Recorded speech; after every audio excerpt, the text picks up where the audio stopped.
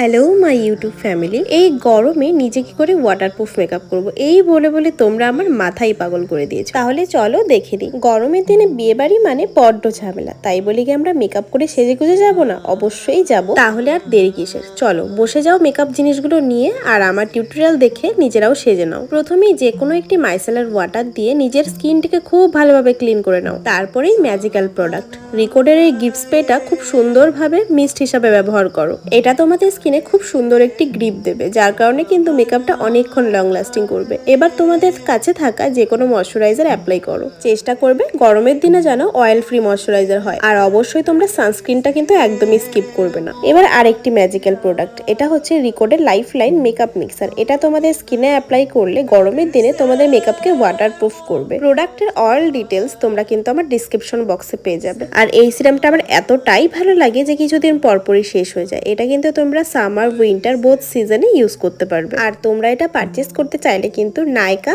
এবং রিকোডের নিজস্ব ওয়েবসাইট থেকে কিন্তু পারচেস করে নিতে পারো।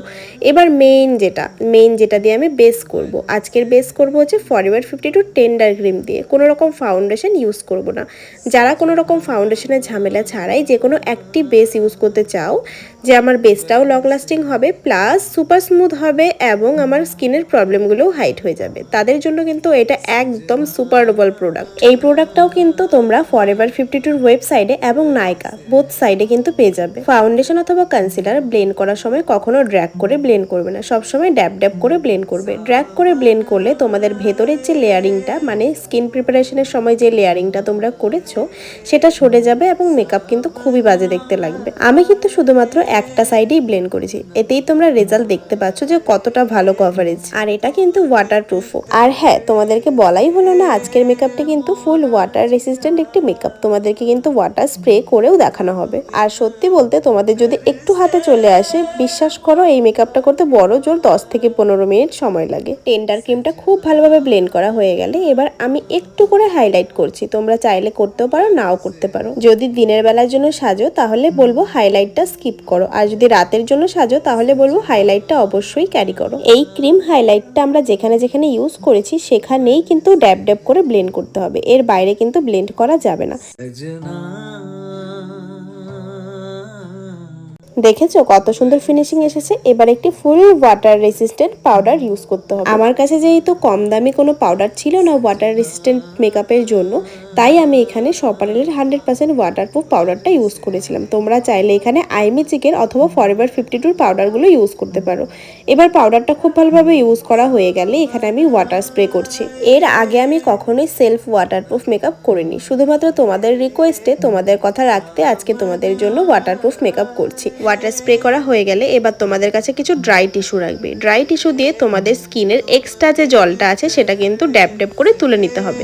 যদি 100% ওয়াটারপ্রুফ মেকআপ হয় তাহলে ওই টিস্যুর সাথে শুধু জলগুলোই উঠে আসবে, কোনো মেকআপ উঠে আসবে না।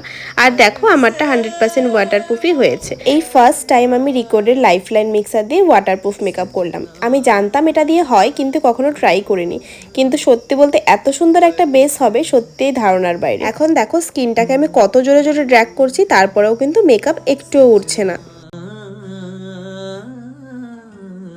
এবার ইউজ করছি পাউডার কন্ট্রোল। এখানে আমি পিএসির পাউডার কন্ট্রোল ইউজ করছি, শেড নাম্বার হচ্ছে 10। আর পাউডার কন্ট্রোল কেন ইউজ করতে হয় আশা করি তোমাদেরকে ভিডিওতে এক্সট্রা ভাবে বলার কিছু নেই, কারণ আমি অনেক ভিডিওতে পাউডার কন্ট্রোল নিয়ে অনেক কিছু বলেছি।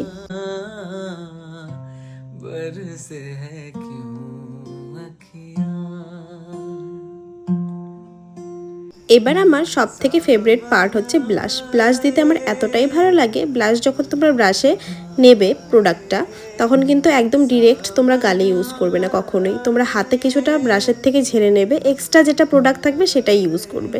এবার হাইলাইটার ইউজ করছি এখানে আমি রিকোডের প্যালেট থেকে। এত ভালো এই হাইলাইটারটা তোমাদেরকে বলে বোঝাতে পারবো না।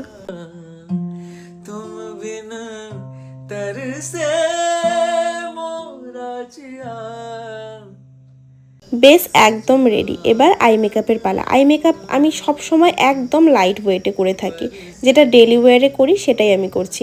একটি ব্রাউন কালার নিয়েছি, ব্রাউন কালার নিয়ে পুরো আই লিডে শুধু ব্রাউন কালারটাই ব্লেন্ড করছি। আর তোমরা আই মেকআপের জন্য যে কোনো কালারই ইউজ করো না কেন, কালারগুলো কিন্তু খুব ভালোভাবে ব্লেন্ড করবে। দেখবে যত ভালো কালার ব্লেন্ডিং হবে তোমাদের আই মেকআপ দেখতে কিন্তু ততটাই স্মুথ এবং সুন্দর লাগবে। সেম ব্রাউন কালারটা নিয়েও আমি লোয়ার ল্যাশ লাইনে একটু হালকা করে ইউজ করে নিচ্ছি। আমি এখানে যে ব্রাশটা ইউজ করেছি সেটা হচ্ছে পিএসির ব্রাশ। এবার এখানে ডার্ক ব্রাউন কালারের একটি শিমার নিয়েছি, যেটা একদমই কালচে কালচে শিমার। তো এই শিমারটা নিয়ে হালকা করে হাত দিয়ে একটু ব্লেন্ড করে দিলাম। এবার লাইনার ইউজ করব। লাইনারের জন্য এখানে আমি একটি অ্যাঙ্গুলার ব্রাশ নিয়েছি আর সুইস বিউটির এখানে জেল লাইনার ইউজ করছি। লাইনার পরতে আমি একদমই ভালোবাসি না, কিন্তু আমি যেভাবে লাইনার পরি তোমরা একবার ট্রাই করে দেখো। যারা একদমই লাইনার পরতে ভালোবাসো না তাদের কিন্তু এটা ভীষণ সুন্দর লাগবে। আমি জাস্ট চোখের একদম ইনার কর্নারটা আমি এইভাবে ড্র করে নিই, আর আউটার কর্নারটা জাস্ট হালকা করে ব্রাশে লাইনার লাগিয়ে এটাকে জাস্ট হাত দিয়ে একটু স্মাচ করে দিই। এতেই কিন্তু আমার লাইনার পরা একদমই হয়ে যায়। এতে আমার চোখটা একটু বড় দেখতে লাগে, যেহেতু আমার চোখটা একটু ছোট। এই তো আই মেকআপ কমপ্লিট, আর কিছুই করব না। এখন সুন্দর করে মাস্কারা লাগিয়ে নেব, এতেই দেখবে আই মেকআপটা কতটাই সুন্দর লাগে।